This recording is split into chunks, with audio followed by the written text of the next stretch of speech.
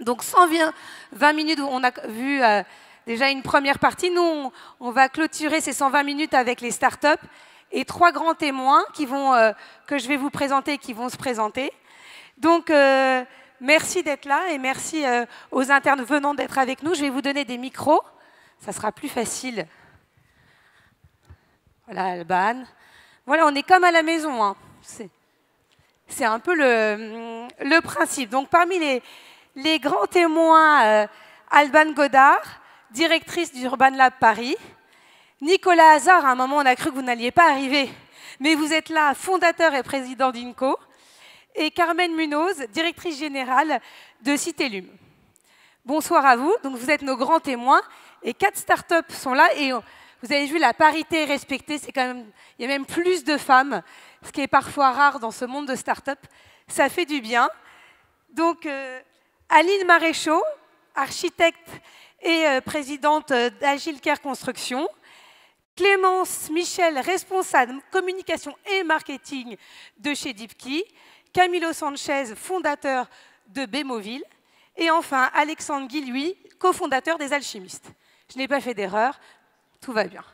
Donc, pour que vous sachiez, pour ceux qui ne les connaissent pas, pour connaître leur vision des choses sur la décarbonisation, je vais vous proposer de les écouter. Ils vont pitcher ce qu'ils font au quotidien et surtout vous expliquer quelle est leur vision par rapport au décarboné. Alban, on va commencer avec vous. Ok, merci. Bonjour à tous, bonjour à toutes. Donc du coup, oui, moi je suis Alban Godard, je dirige l'Urban Lab chez Paris & Co. Et ce qu'on fait avec mon équipe, c'est qu'on accompagne des projets pilotes qui répondent à des enjeux urbains. Donc que ce soit sur la mobilité, sur l'efficacité énergétique, sur l'usage de l'espace public, sur le lien social, ça peut prendre des formes très très différentes. Ce qu'on fait au quotidien, c'est qu'on va en fait proposer une nouvelle manière d'innover dans la ville en testant des solutions innovantes directement sur le terrain, c'est-à-dire en conditions réelles, face aux utilisateurs. Alors, les utilisateurs, c'est vous, c'est moi, c'est les habitants, le touriste, le travailleur, les gens qui passent dans la rue et qui vont pouvoir utiliser, s'approprier les solutions qu'on leur met à disposition et du coup nous donner leur avis et donner leur avis globalement sur ce qui va faire la ville ou leur quartier demain, potentiellement. Ce qui est intéressant dans le test en conditions réelles, c'est pas juste de mettre à disposition des nouvelles solutions, c'est d'évaluer. C'est ça qui fait tout l'intérêt de notre métier. Évaluer à la fois les impacts des solutions qu'on met à disposition, leur degré d'efficacité, leur degré de faisabilité et leur degré de durabilité pour comprendre ce qui marche bien et ce qui marche moins bien. C'est un petit peu l'enjeu. Et pourquoi est-ce qu'on fait ça? C'est à la fois pour optimiser au maximum le changement d'échelle et le potentiel de changement d'échelle, diminuer les risques et aider dans leur prise de décision les futurs investisseurs et les futurs acheteurs. Alors je vais vous donner quelques exemples quand même, ça rendra les choses un peu plus concrètes. Et puis il y a quelques projets qu'on accompagne qui sont là aujourd'hui, donc qui vous donneront des exemples encore plus concrets. Si je vous donne un exemple, par exemple, on va tester une solution de captation d'eau pluviale en toiture, sous une toiture végétalisée, qui va permettre de capter plus de 80% de l'eau pluviale qui arrive en toiture. On va tester un système d'incitation comportementale qui permet de réduire drastiquement les consommations d'eau dans l'habitat ou dans les piscines. On va pouvoir tester un nouveau système logistique qui permet de réduire la congestion du trafic. Ou encore un nouveau mode d'aménagement urbain qui permet de répondre à l'effet d'îlot de chaleur urbain. Voilà, c'est le type de projet qu'on accompagne. Alors si j'essaye de répondre aujourd'hui à la question et vous expliquer comment est-ce qu'on agit pour la question du jour, le décarboner, qui pour moi est plutôt la question du siècle. Alors comment est-ce que nous on agit au quotidien sur cette question-là? Eh bien la réponse elle est assez simple, c'est parce qu'on on travaille sur la ville dense. Et que la ville dense, c'est finalement un outil superbe pour lutter contre le changement ou travailler sur le changement climatique. Alors pourquoi est-ce que c'est un outil superbe? Eh bien parce que tout simplement, la ville dense, c'est un espace où on va concentrer sur un tout petit lieu beaucoup d'activités et donc du coup réduire l'emprise de l'homme sur les autres écosystèmes, que ce soit les écosystèmes naturels, les forêts notamment, ou les écosystèmes de culture, les espaces de culture. Donc ça, c'est un premier avantage très fort par rapport au décarboné.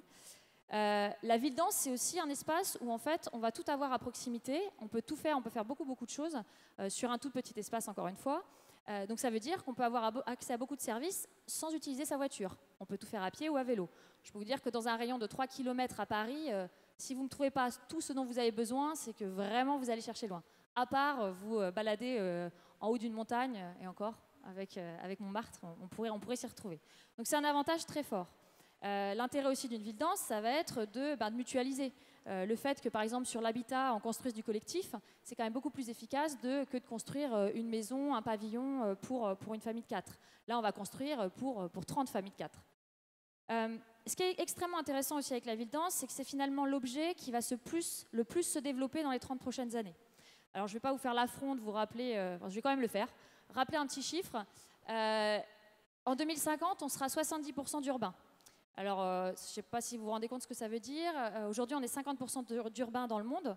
En 2050, 70%. Ça veut dire, en gros, que vous allez avoir 3 milliards d'individus supplémentaires qui vont arriver en ville dans le monde. Alors, 3 milliards, je ne sais pas si vous vous rendez compte de ce que ça représente, mais c'est à peu près l'équivalent d'une ville comme Strasbourg qui sortirait de terre tous les jours. Donc, ce mouvement-là, c'est un mouvement qui est difficile de contrer. Et du coup, ça serait quand même très dommage de ne pas se servir de cet objet, de cet outil, pour essayer de l'optimiser au maximum et s'en servir pour décarboner le plus possible. Aujourd'hui, je ne vais pas vous dire que la ville est superbe pour ça et qu'il n'y a plus rien à faire. Non, au contraire, il y a encore beaucoup de choses à faire pour répondre à cet objectif. Et c'est un petit peu la beauté de mon métier, c'est ce que justement on essaye de faire, d'identifier tous les potentiels, toutes les marges de progression, pour faire en sorte qu'en fait, on aille vers cet objectif de décarbonation. Alban, j'ai envie de vous poser une question. Est-ce que vous ressentez quand même du positif auprès de vos interlocuteurs et est-ce que vous voyez une évolution ? Est-ce que là, vous nous donnez plein de chiffres, c'est beau sur le papier, tous les projets que vous soutenez, mais est-ce que c'est réalisable sur le long terme et est-ce que les mentalités changent ? Parce qu'on a besoin de faire changer les mentalités pour faire en sorte que ces projets voient le jour sur le long terme et de manière pérenne. Alors oui, moi je pense que les mentalités changent déjà parce qu'on a de plus en plus d'entrepreneurs qui arrivent avec des projets de plus en plus pensés de manière écosystémique, pensés de manière durable, qui arrivent avec des projets qui sont soit très high-tech, soit très low-tech, mais qui répondent à chaque fois de manière vraiment très intelligente aux enjeux urbains et aux enjeux du changement climatique. Donc moi, au quotidien, en fait, je suis entourée de gens qui arrivent avec des idées fantastiques, avec des projets fantastiques, qui permettent d'avoir des solutions concrètes, réelles sur le terrain, qui marchent bien sur le terrain, qui sont opérationnelles à ces questions-là. Et alors, je n'ai pas non plus 60 ans d'expérience derrière moi, mais je pense qu'il y a une vraie évolution et qu'il y a aussi une prise de conscience très forte de ces enjeux et que ça se voit chez les entrepreneurs qui innovent. Merci beaucoup. On va passer la parole à Nicolas Hazard, qui est juste à côté de vous. Est-ce que vous pouvez nous expliquer un peu ce que vous faites avec INCO et comment vous décarbonez au quotidien ? Merci beaucoup, merci. Moi, d'abord, je vais vous expliquer pourquoi, j'ai envie de vous expliquer pourquoi je me suis engagé dans ce combat-là et pourquoi c'est important. Juste un chiffre et après j'arrête.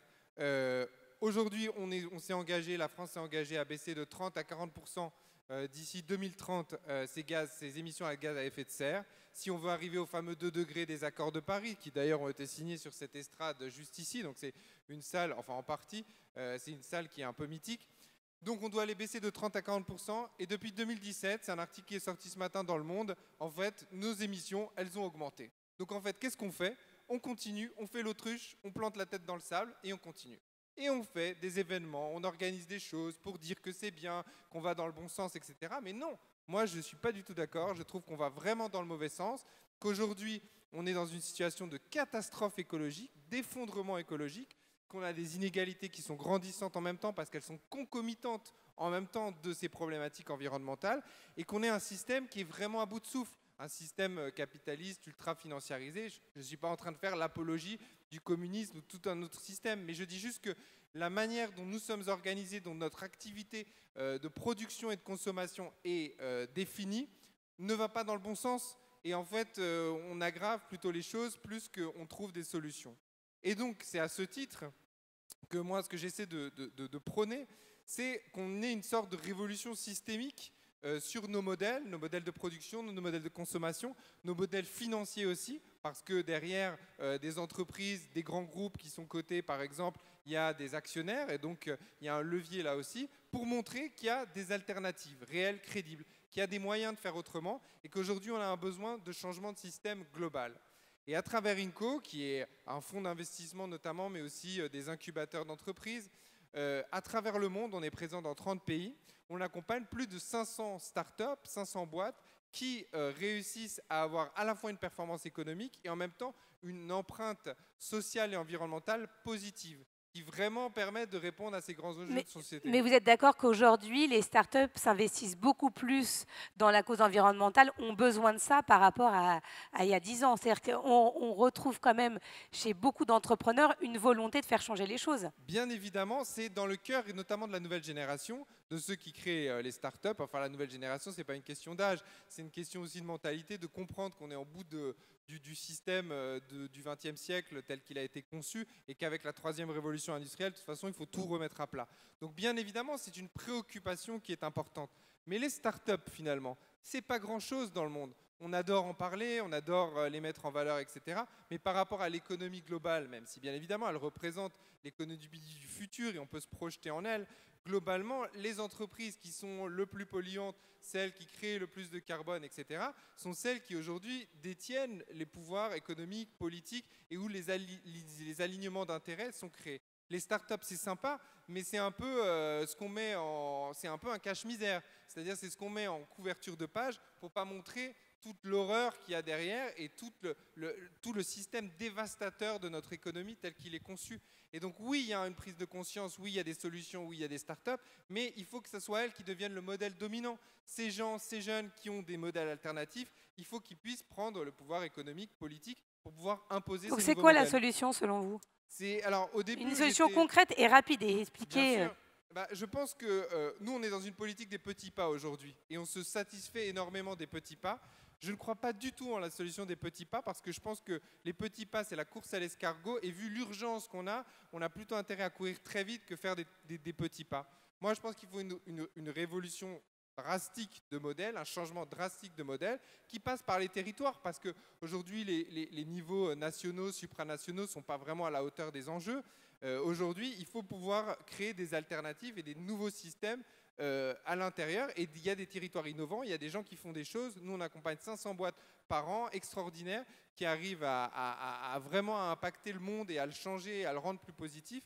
Et c'est une révolution de citoyens, de personnes qui doivent dire « j'en ai marre » à travers mes outils financiers, là où je mets mon argent quand je fais de la finance, que ça aille vers des produits verts, que ça aille autour de projets européens pour dire on a envie d'un vrai pacte européen qui est autour de l'écologie et de l'environnement. On a besoin de réinventer tout ce contrat social-là. Et il y a plein d'acteurs qui le sont, mais il faut qu'on les entende plus et il faut plus les mettre en valeur.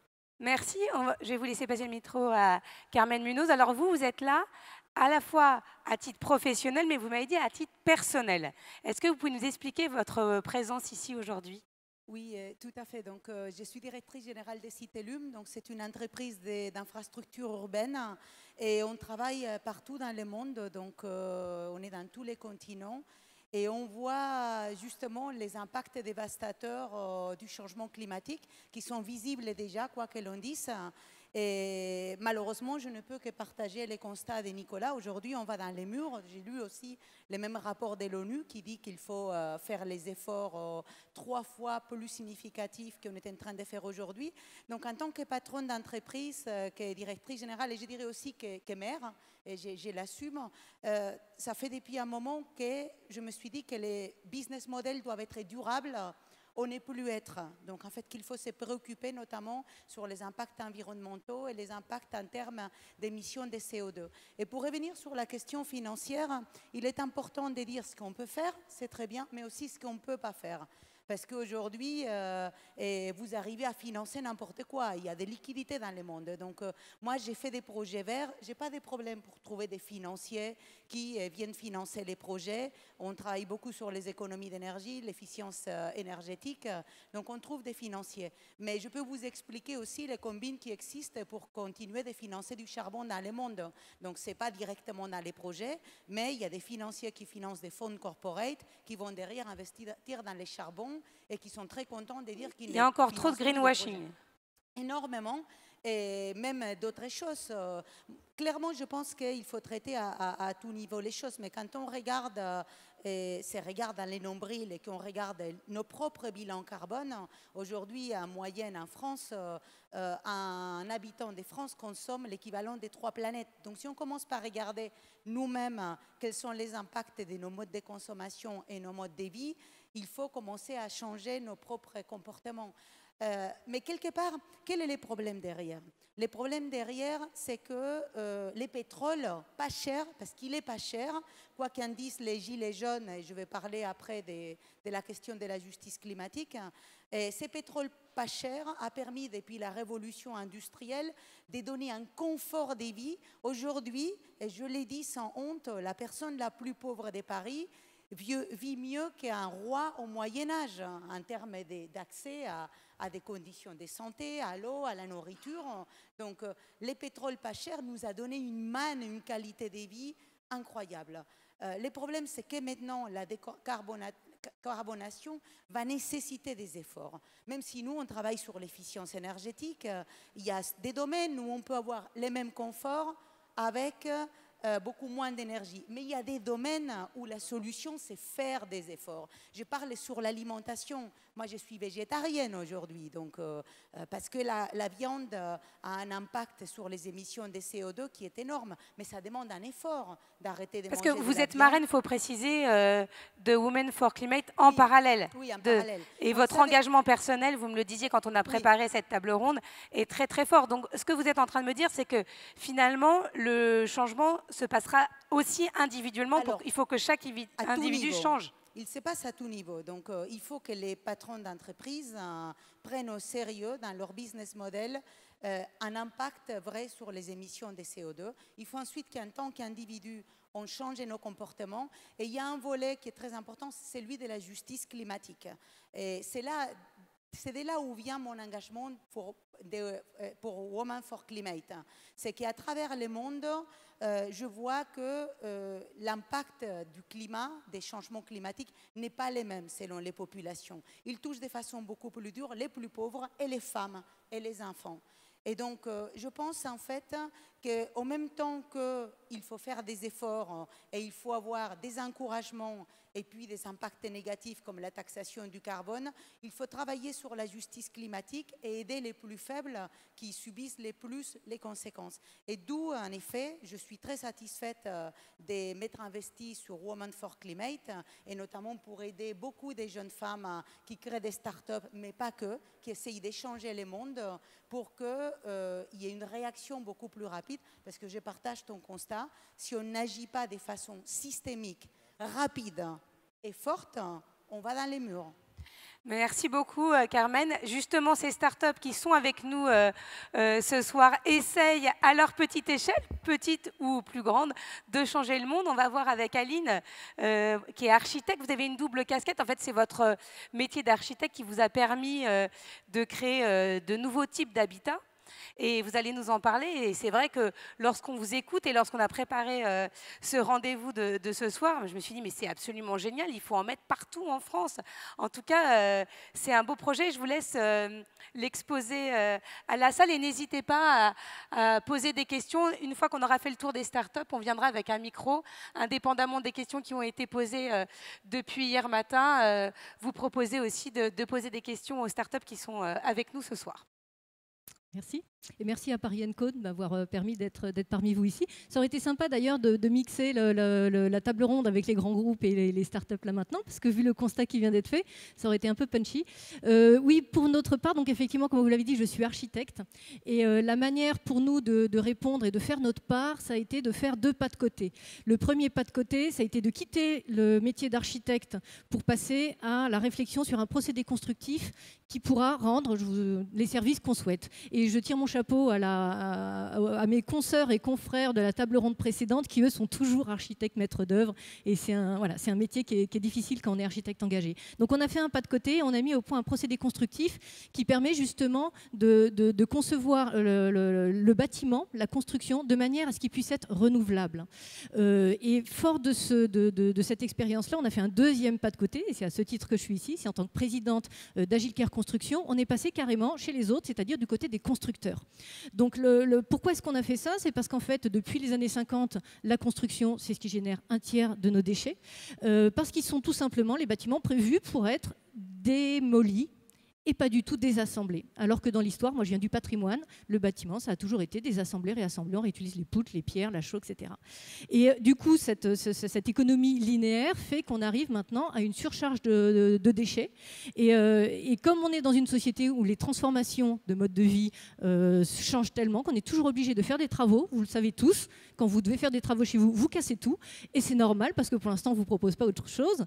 Et au final, on doit démolir les bâtiments. Donc nous, notre partie, ça a été de dire la construction renouvelable, qu'est-ce que ça peut être? C'est pour nous déjà une construction biosourcée, donc on part d'éléments en bois, donc déjà effectivement ça stocke le carbone, qui sont des tout petits éléments, qui permettent quand même d'accéder à l'industrialisation, mais il n'y a pas de vision universelle de l'architecture. En tant qu'architecte, on voulait que ça puisse devenir des éléments avec lesquels les architectes peuvent faire du projet sur mesure et conserver une qualité architecturale à nos villes, et pas les modéliser en assemblant des cubes, qui nous paraît être une hérésie, et de faire en sorte que tous ces éléments puissent être complètement désassemblés, sans générer de déchets, et que potentiellement, ou bien on rebâtit la construction ailleurs, ou bien éventuellement les éléments servent à d'autres bâtiments. Et là, on est dans un cercle vertueux de construction renouvelable. Actuellement, donc, on a fait déjà quelques projets de petite taille. Notre projet maintenant, c'est de faire l'immeuble démontable. On est en train de chercher petite centaine de mètres carrés d'emprise au sol, pas très loin, pour pouvoir faire cette preuve de concept. On attaque une levée de fonds, justement, donc peut-être qu'on viendra vous voir, Nicolas, absolument. Et puis justement, l'idée, c'est de répondre à cette question actuelle de l'urbanisme temporaire, sur des projets donc, du Grand Paris qui ont besoin de préfiguration sur quelques temps.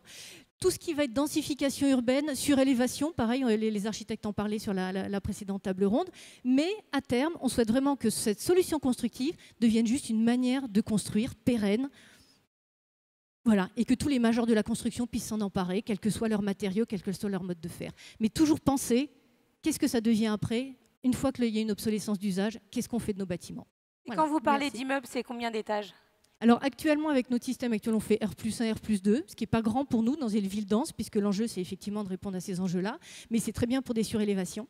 Et l'immeuble qu'on va faire pour nous, c'est faire la preuve du concept, qu'on peut aller bien au-delà. Donc on va le faire sur R+2 parce que ça coûte déjà assez cher et que c'est nous qui allons le financer. Mais c'est pour justement répondre à tous les promoteurs, bailleurs et autres qui ont besoin qui eux densifient aussi la ville pour éviter l'étalement urbain et de pouvoir faire donc de la plus grande hauteur. Merci beaucoup. Merci à vous. Clémence Michel, je vous laisse prendre le micro.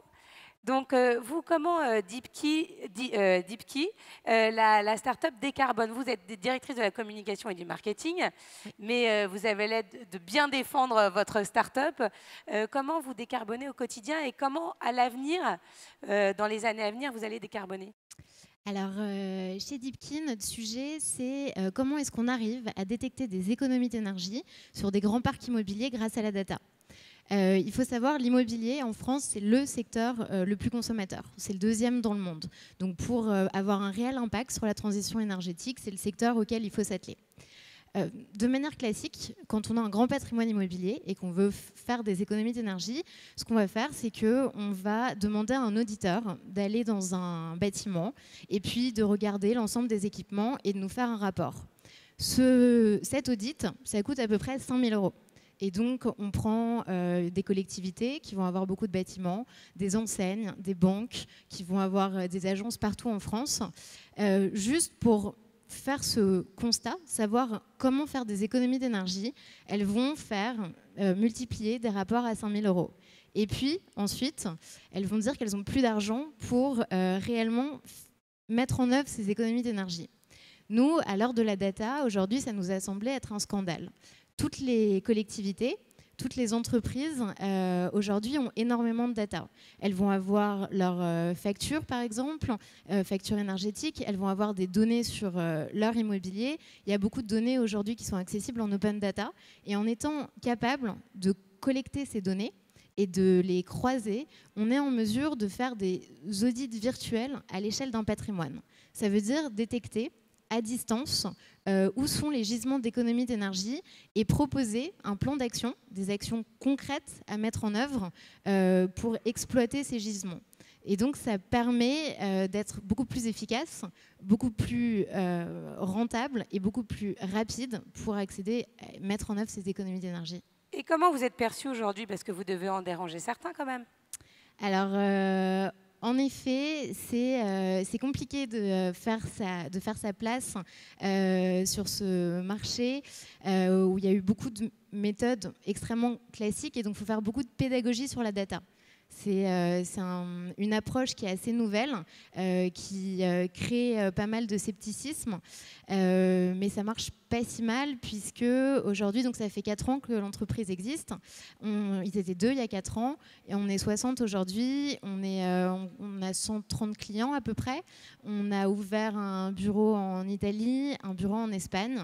Voilà, on a déjà fait une levée de fonds de 2 millions l'année dernière et on voudrait relever des fonds à nouveau cette année pour continuer à financer notre croissance. Merci beaucoup. Camilo Sanchez, alors vous, comment vous décarbonez avec Bémoville? Bonsoir, merci à tous et à toutes. Alors, avec Bémoville, on travaille dans la ville. On a une mission et c'est de faire sortir le véhicule de la ville, les remplacer pour des véhicules plus propres. Donc, comment le faire? On utilise le vélo. C'est un des moyens de mobilité le plus simple et le plus efficace. Et on travaille avec le vélo utilitaire, vélo cargo, vélo biporteur, triporteur. Donc, c'est des véhicules qui ont une capacité de transport assez intéressante aujourd'hui, en fait, une capacité de poids à transporter jusqu'à 250 kg. Il y a des véhicules qui transportent jusqu'à 500. Donc, on s'est lancé sur les défis aussi de la logistique décarbonée, logistique propre. Et on a commencé à construire un maillage, un réseau des micro-hubs, d'espaces de logistique éparpillés dans la ville, pour amener les marchandises en ville et commencer à livrer en proximité. Comment faire ça? On se lance aussi le défi de construire des containers multimodales, des gros bacs où on va intégrer les marchandises. On va les changer entre un véhicule propre, un tram ou un tram fret, une péniche qui arrive sur Paris. Et on va les monter sur les triporteurs et donc on va distribuer tous les marchandises de la ville. On ne fait pas que le transport et les livraisons, on fait aussi la collecte, donc la massification, dont les alchimistes aussi participent. Et on travaille principalement sur cet axe de développement. Comment décarboner la ville, comment remplacer les véhicules, et comment rendre l'air plus respirable, comment rendre les voies et les infrastructures de transport plus, les redonner aux habitants, et voilà, comment avoir une ville plus durable. Et alors, comment réagissent les personnes que vous allez voir, que vous démarchez parce que quand vous nous le dites comme ça, franchement, ça fait rêver. On l'imagine, cette ville de demain, mais c'est ce que disait Nicolas, voilà, il y a beaucoup de mots, il y a beaucoup d'événements, et finalement, ça ne va pas très vite, quoi. Alors, il y a un grand effort de communication, effectivement. La conduite au changement n'est pas la même pour tous les acteurs. Quand on visite les grands comptes et les grands exploitants logistiques classiques, ils sont très étonnés de penser qu'ils vont changer un grand camion pour un vélo. Ils se disent, je ne comprends pas comment je pourrais transporter toute cette marchandise. Et donc déjà, il faut les expliquer qu'à l'état actuel, sans aucune modification du type d'emballage qu'on utilise aujourd'hui, 50% des marchandises pourraient être transportées dans le vélo, sans aucun changement. Donc on a la moitié d'un marché actuel qu'on pourrait déjà allouer aux triporteurs, aux biporteurs. Par la suite, leur faire comprendre que ce n'est pas partir en arrière, parce que pour certains, c'est aussi on ne va pas devenir autant à la préhistoire, etc. Non, au contraire, c'est des véhicules qui utilisent toute la technologie d'aujourd'hui, donc une assistance électrique, des capteurs qui peuvent aussi apporter des données, donc on travaille sur la logistique 3D, le big data, et donc il permet une amélioration, voire une performance plus large de ce qu'est la logistique. Il faut aussi repenser le modèle de transport des marchandises, le modèle de stockage et le modèle de livraison de dernier kilomètre au client. Donc tout est une question de transition. Il y a 4 ans, quand on a commencé avec la société, on nous fermait un peu les portes en disant c'est sympathique, c'est mignon, on verra un jour. Le jour est aujourd'hui, on a grandi en nombre de vélos. La question aujourd'hui, c'est pourriez-vous nous présenter votre solution logistique au lieu de poser la question est-ce que vous arriverez à vivre de ça? Donc, les mentalités commencent à changer quand même. On a fait un gros travail, et d'autres acteurs aussi. Et les vélos tournent dans la ville, donc quelle meilleure communication que les citoyens et les acteurs qui les voient tous les jours transporter les marchandises. Merci beaucoup. Je vous laisse passer le micro à Alexandre Guilluy. Alors, les gels chimistes, c'est quoi? Qu'est-ce que vous faites concrètement pour décarboner? Alors pour décarboner, je pense qu'on va arrêter d'utiliser des bouteilles d'eau en Mais plastique. c'est ce qu'on Mais l'année prochaine, pour le même événement, il n'y aura plus de bouteilles en plastique, plus de verre en plastique. Non, Paris en 1900 avait plus d'habitants qu'aujourd'hui. Et Paris en 1900 arrivait à être quasiment autosuffisant au niveau alimentaire avec les fruits et les légumes qui étaient produits à Paris intramuros et sur la petite couronne.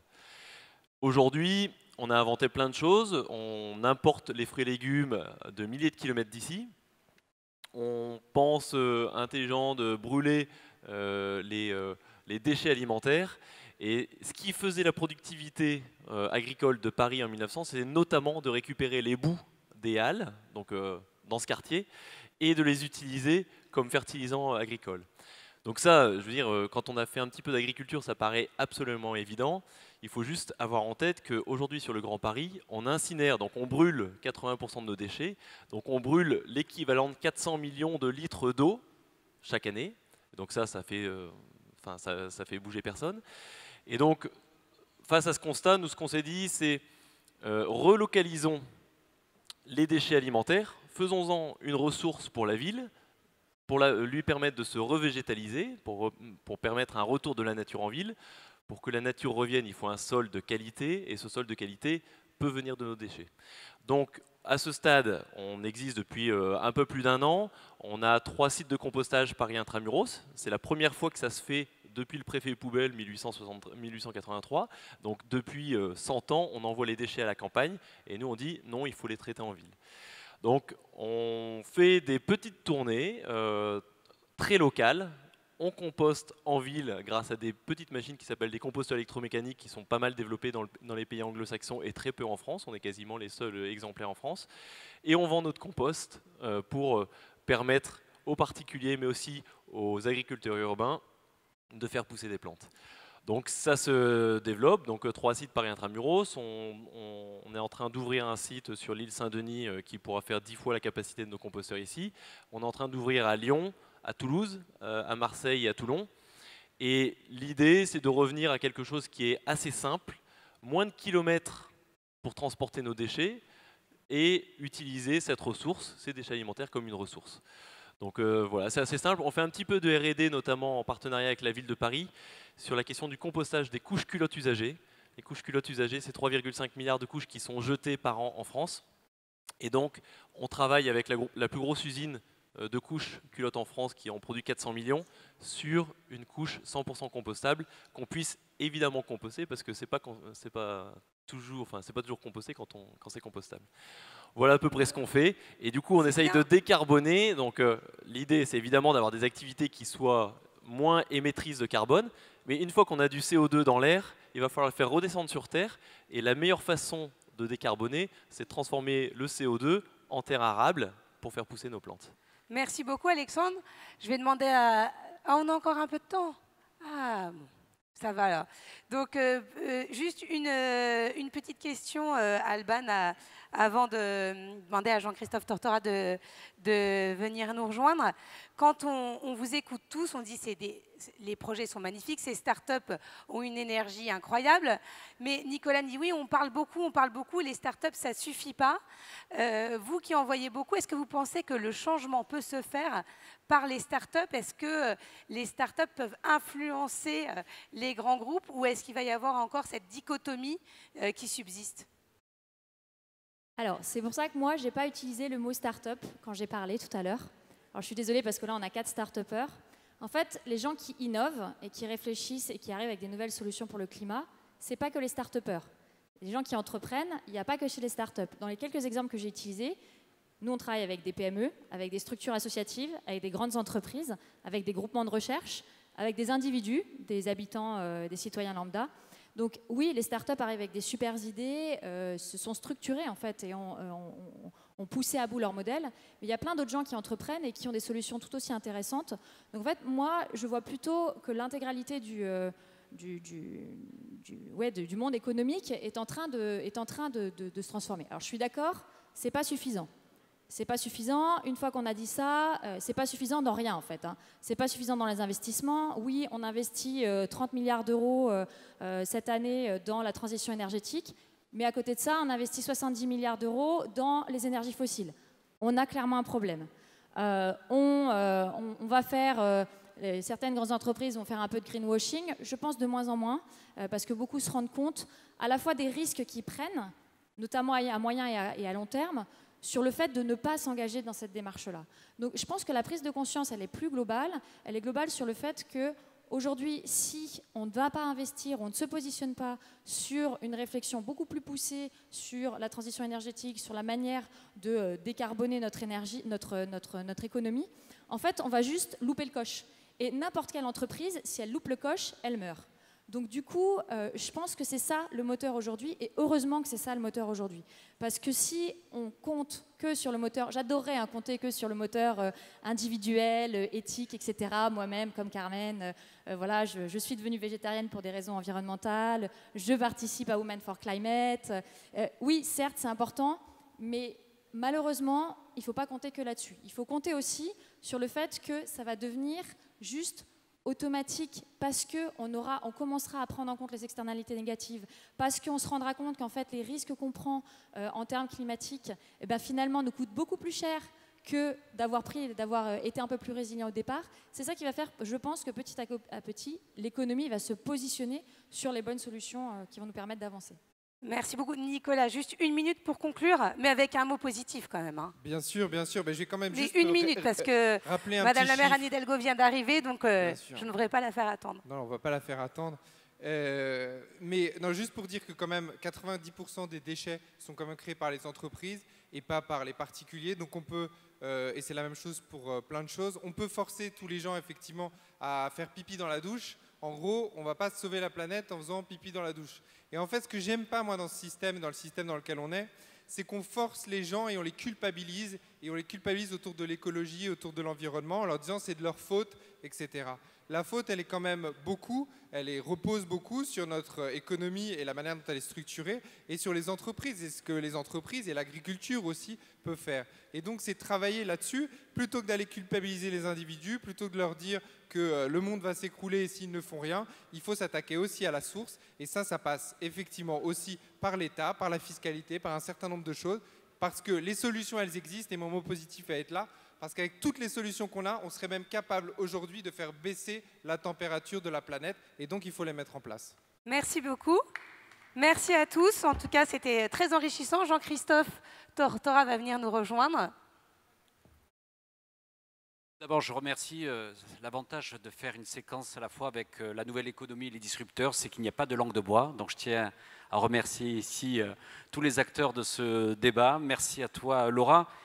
Madame la maire Anne Hidalgo, tout d'abord ravi de vous accueillir pour cette conclusion. Vous allez débattre dans quelques instants avec Dominique Bourg.